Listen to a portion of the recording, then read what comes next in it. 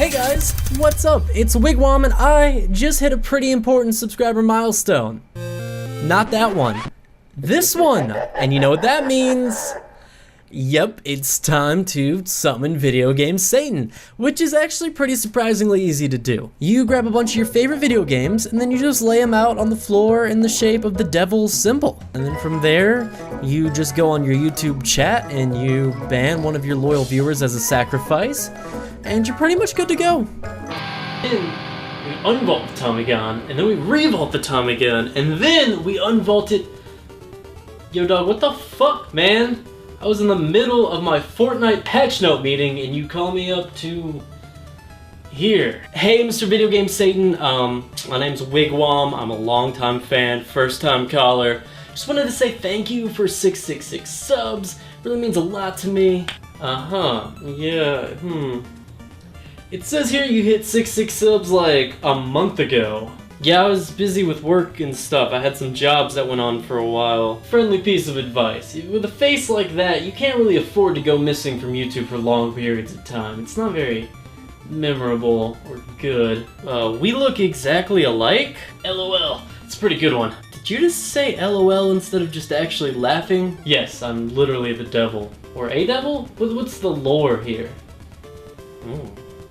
Yeah, alright, whatever. Well, since your offering was late, I'm gonna have to give you a punishment. Sounds hot. Was that a hell pun? You do not make puns. I make puns. I literally invented puns. Okay, please just tell me the punishment. For your punishment, you'll have to play... Wait, I got an idea. Hold on. There we go. Yes. For your punishment, you have to play the 4 video game horsemen of the video game apocalypse. First up, licensed games, being none other than Superman 64. Second horseman, unwanted sequels, Bomberman X0. For the third horseman, you shall play the horseman of disappointing Kickstarter games with No Man's Sky. Oh, you know, I heard No Man's Sky isn't really that bad anymore. They've been working on it since release, and I heard it's gotten a lot better with patches. So instead, you'll review Mighty Number 9. Again. No! You are a sick bastard! And finally, the Horseman of the Philips CDI. Because the Philips CDI is really just so awful it deserves its own horseman. You'll play Hotel Mario. No! So do all that or I'll copyright strike every single video on your channel and you'll get banned. Now, if you'll excuse me, I've got a meeting back at EA about how we could put variety surprise boxes in the new Star Wars game for a very nominal fee. Peace, loser. Not calling them microtransaction doesn't make them not microtransactions. Oh, guys, I am starting to think that summoning video game Satan was not actually a very good idea. Alright, so let's review 4 of the worst games of all time, starting with Superman 64.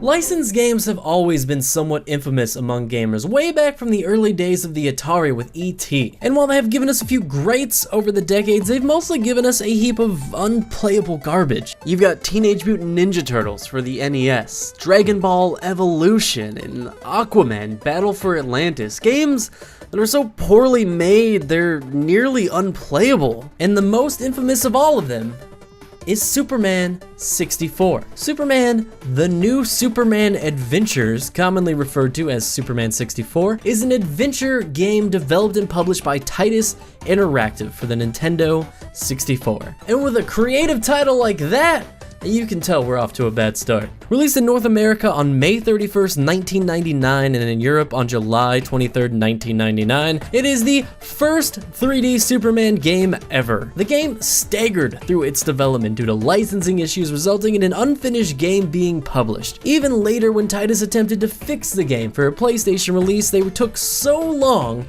they were unable to finish it before the rights expired, and that version was again ultimately cancelled. The game itself is split between flying through rings and doing these action adventure levels with a boss at the end. It's all bad. All 14 levels of it, unplayable garbage. It really just comes down to the controls. They are the ultimate in clunk. Taking off and landing use the same button and are slow to react, so it almost feels up to chance. Superman is less of a speeding bullet in this game and more like Sonic the Hedgehog after the lobotomy. Your speed is painfully slow, but somehow getting him to turn around is also about as easy to do as curving a bullet wanted style in real life. Because of this, the ring puzzles leave pretty much no room for error, as by the time you turn around and fly through a ring that you may have missed, your timer will 100% have run up. The game did at least use voice actors for the animated show, so it had one positive thing going for it.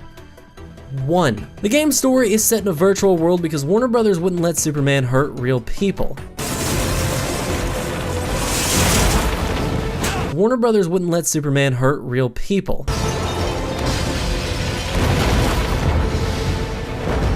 Hurt real people.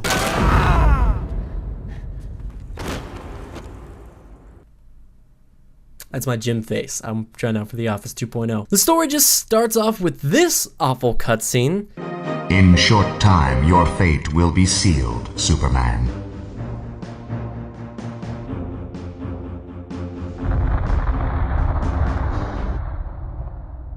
Then there's no time to waste. And then it's right off to flying through rings, baby. The game also has a heavy use of distance fog, which the game calls kryptonite fog, and says it was put there by Lex Luthor to limit Superman's powers.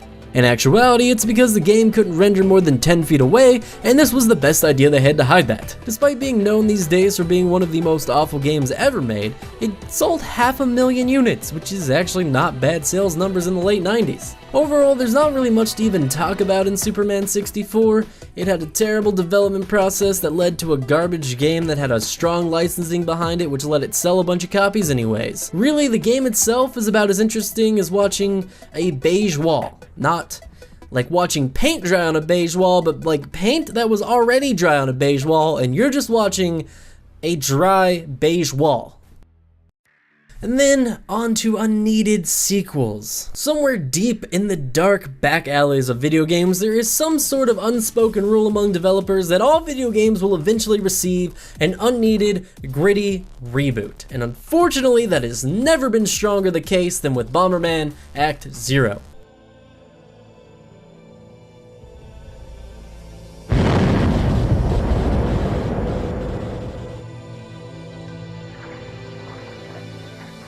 Bomberman X0 was clearly made by someone that didn't understand why anybody enjoyed Bomberman, and also hated their job, and Bomberman, and people, and the world. It is the only reason I could possibly imagine this game was made the way it was. Bomberman is so bad, it was panned by critics for its graphics, loading times, bad collision boxes, no save features, terrible AI, and that's pretty much every aspect of the game. It has received overwhelmingly negative reception from both critics and fans alike, and that doesn't even mention the series' unwelcome shift to a darker and just odd futuristic setting. It is a very strong Xbox 360 gritty Gears of War style era that has no business being in a Bomberman game. It would be like if Kirby got a big facial scar and an eye patch in his next game. The game also featured a first-person Bomberman mode, which was criticized for its rather bad camera angles and the fact that it is played in third-person perspective rather than first-person. And for some reason they also decided to remove throwing and kicking, making the options for movement even more limited in this game than the original. When the game released, IGN called it the worst game on the Xbox 360 since launch, and I wouldn't be surprised with now that the Xbox 360 is over if they still had that opinion. It's like the whole game was made for this terrible stereotype of action gamer that doesn't exist. Basically, this game was made for those extreme gritty 90s gamers that you would only see in commercials. This game appeals to no one. It's not the fans, not to edgy reboot people, it's just nothing. Plus, why does this intro look like Quake 4 when you get mutilated? Really, all it takes is about 10 seconds of gameplay for you to get the full concept of this game.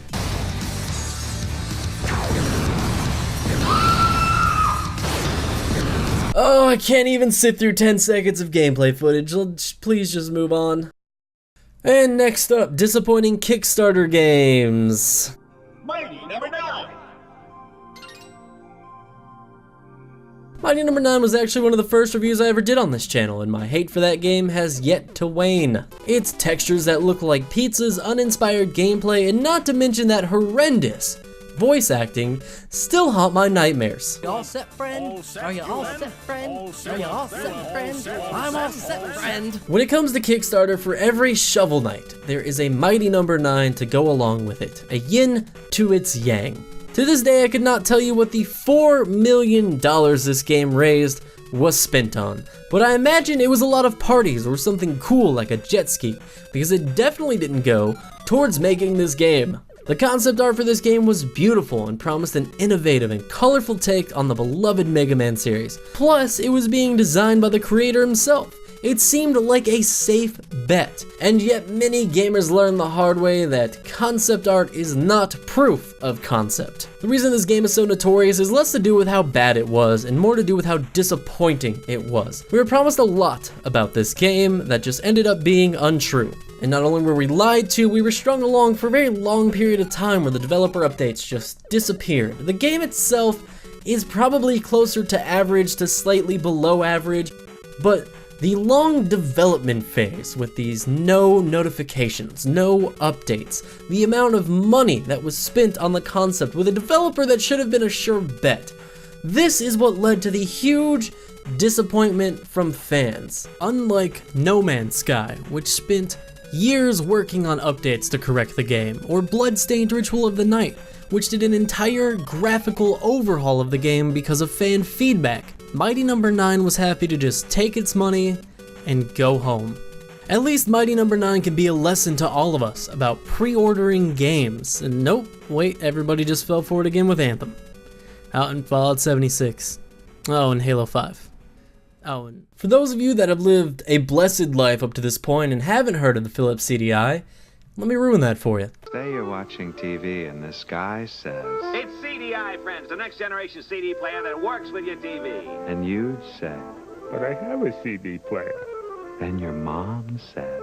No, dear, CDI works with your television. You'd probably feel pretty dumb and maybe even fake it like you'd already experienced the ultimate in games, movies, music, and more. Trust me, babe, I know about this CDI stuff. Now get into CDI, starting at $2.99 with $200 of free software. You see, back in the day, Philips had this idea to make a CD-based gaming system. Before that was even really a thing. They were gonna put in online play, have all sorts of other content available for it besides just games like museum tours and other stuff, I imagine. Games, music, interactive learning, instruction, entertainment, movies. You name it. If it isn't on CDI, it soon will be. However, what they didn't plan on was a controller that made any sense to hold in the human hand, or games that were good. But they did have the rights to Zelda and Mario thanks to some Nintendo licensing deal they had managed to take advantage of. The Zelda games have been covered to death, but to me the real travesty is Hotel Mario. You may have seen some Hotel Mario memes and thought they were just some sort of fake MS Paint meme someone made. They're not. They're from a real game that people sold for real money. The game received mixed reviews at initial release, but that has soured over time. Hotel Mario is a puzzle platformer game where Mario runs around closing hotel doors to rescue Princess Peach, I guess. It's correlated somehow, just don't dig too deep. Released on April 5th, 1994 in North America, Mario and Luigi run into the typical plot. You head to the Mushroom Kingdom after being invited to a picnic by the princess. However, after arriving, Mario finds a letter, blah blah blah, she's been kidnapped. We're going to hotels this time instead of the lands. It's pretty bad storytelling even by Mario standards. As far as Bowser's plans go, this isn't his best. But it probably really isn't his worst either. He's turned all of the Mushroom Kingdom different lands into different hotels. You do still technically travel from world to world, but all the levels are more or less the same. You can collect power-ups to help you navigate the maps and fight enemies. You use elevators to hop floors, and that's pretty much the gist of it. I do have to give them credit though. This is the first Mario game to have extensive voice acting, and I can see why they never did it again. Nice of the princess to invite us over for a picnic, eh, Luigi? I hope she made lots of spaghetti. One of the bigger disappointments about Hotel Mario is that you have this great character Mario known for fantastic platforming, you've got the rights to make a game on your console, and instead you put out this product, a lazy, weird conglomerate of this odd puzzle solving that would make maybe in today's modern age a decent phone game, but it just wasn't a good use of Mario as a brand.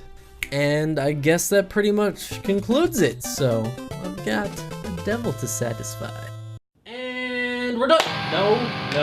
No, Craig, you are not getting it. We do the pre-order phase first, and then we tell everybody we're going to the Epic's Game Store as an exclusive. Oh my god, it's you again. Did you do the thing that I told you to do? Really? You told me you were gonna shut down my channel if I didn't do it. Dude, I wasn't gonna ban your channel for real. That's like a ton of work. Alright, what do you want? You want to sell your soul to be a YouTube star? Step 1, you're gonna have to dye that hair neon pink. No, I really did just summon you to say thank you, but also to use you as an elaborate setup for the premise of this video. Wait, you used me?